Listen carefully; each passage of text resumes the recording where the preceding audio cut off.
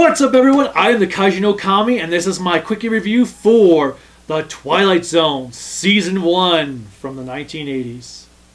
Because obviously I already did Season 1 of the original never mind. Just go to the credits.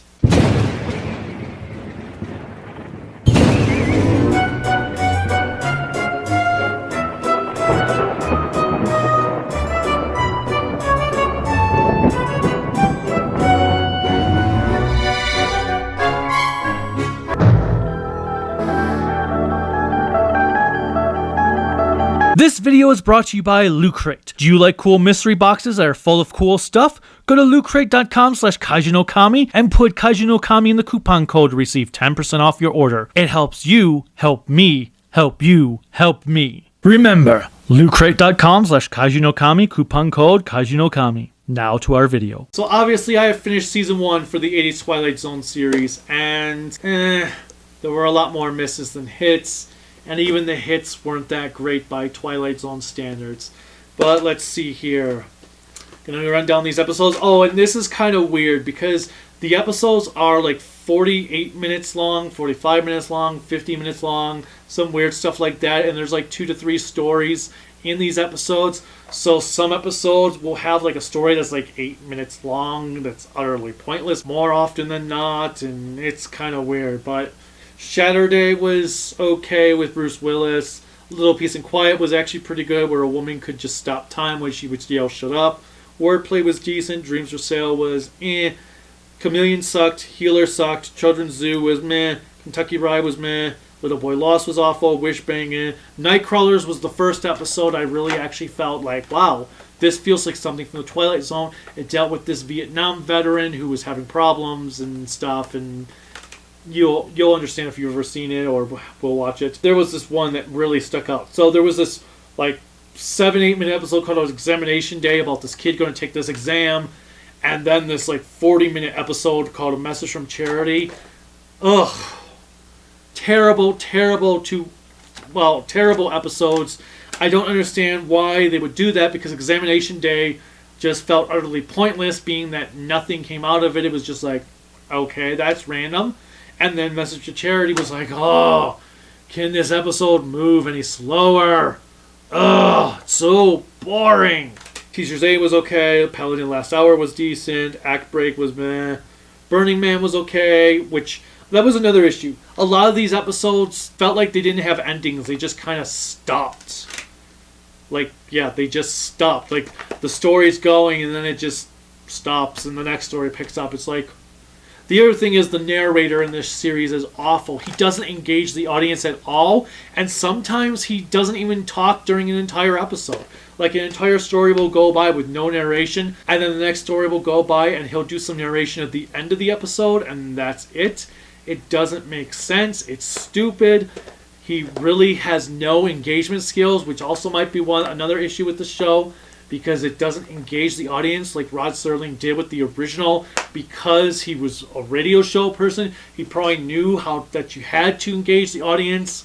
This does not. It also doesn't help that many of these episodes just lack atmosphere. Anyway, Dealer's Choice was a pretty good episode. It was funny. Corella Cocaine yesterday, we were watching the bonus feature with Wes Craven, and Wes Craven's like, yeah, Morgan Freeman. And she's like, wait, that was Morgan Freeman? Yeah, Morgan Freeman's in that. Did you not notice? It's quite apparent that that was Morgan Freeman. Dead Woman's Shoes was an awful remake of Dead Man's Shoes. Wong's Lost and Found Emporium was bad. Shadow Man was another episode that started out really good and then just kind of stopped. It kind of ended. Uncle Devil Show was okay. Opening Day was blah. The Beacon, not bad. One Life Furnished in Early Poverty felt like Walking Distance 2.0. Done terribly. Her Pilgrim Soul was probably the best episode of the season, or one of the best episodes of the season, because it's the only episode that felt like it had a beginning, a middle, and end. And then it was followed by a short story called Eye of Newton, which has a teacher having to outwit the devil, and that was actually pretty well done. That was funny too. Night of the Meek was not a bad remake. Can't You Type was not bad. The Stars sucked. Still Life was in. Little People of Killenly Woods kind of sucked. The Misfortune Cookie was another good episode I liked a lot, even though it felt like it belonged in Tales from the Crypt or something. Either way, that was a good episode. Monsters was another one that started out good, had a bad ending. Small Town for War, Matter of Minutes was decent. The Elevator sucked. To See the Invisible Man was good. Truth and Consequences sucked. Welcome to Winfield was not bad. Quarantine, eh. Grandma, which was a Stephen King story, was decent. Personal Demons sucked. Cold Reading was actually pretty enjoyable with this radio show where when they're doing sound effects, the sound effects actually come to life. So when they're supposed to have this thunderstorm occur, it actually starts thunderstorming in the studio. When there's supposed to be a vulture, there's a vulture that appears in the studio. That one was a pretty good one. Leprechaun Artist had some decent moments in there. Dead Rum was pretty good. Profile in Silver was meh. Button I actually like, despite being kind of a bastardization of the original Matheson story. Need to Know, blah. Red Snow, blah. Take My Life Please was utter crap. Devil's Alphabet, another one that forgot to have an ending. The Library, meh. Shadow Play was a subpar remake of the original. Grace Note, meh. Day in Beaumont started out good. It was interesting to see a young Victor Garber, who, if you don't know who that is, in Flash and Arrow, he was Stein for part of Firestorm. And The Last Defender of Camelot. Oh my god, was that one so freaking boring. It ties with A Message from Charity in being the most boring episode of the season. Although I probably would still give it to Charity because that one was 40 minutes long. This one was only like 25 minutes long. But it was so boring. I'm really hoping Season 2 picks up much, much better than Season 1 was. Because so far this show is not that good.